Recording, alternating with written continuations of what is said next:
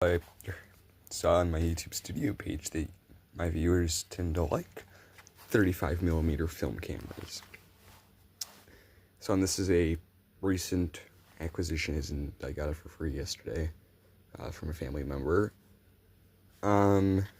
It's a Canon 35mm point and shoot, nothing fancy. It's a point and shoot, so what is there to really say? But it does take just 35mm film. It is a automatic wind and rewind, which is nice.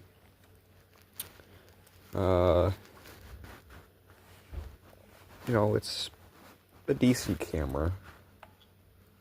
Nothing much to it. I haven't actually tried it out yet.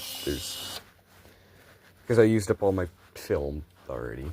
At 36 exposures, but I screwed up one of them. So, yeah. And they're all in the Minolta SLR. And also, I've given up on trying to install Windows 7 on AM4, and instead I'm using a project called Reunion 7. It is a project by some developers to create a Windows 7-like experience on Windows 10 IoT. So it will actually survive the end of life, which is in 3 days now, which is sad. But, Reunion 7 is the best I'm going to get. It's currently still in beta. There's no 1.0 release yet. They're on 0.9. But it does seem very stable. I will say that. It honestly seems a little more stable than default Windows. But, I also got this. There's also a weird Kodak camera. I'll show you guys in a minute. Sorry, it's Sylvania, but close enough. It uses disc film.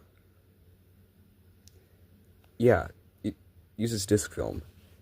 It's strange, really strange, and there's no batteries in this thing because when you press the button, it's a piezoelectric system. So, And also, there's only 3 places that develop this in the entire country. So, I don't think any of them exist where I live.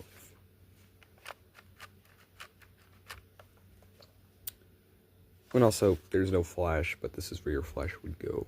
It's a giant, tall thing. There's also some film.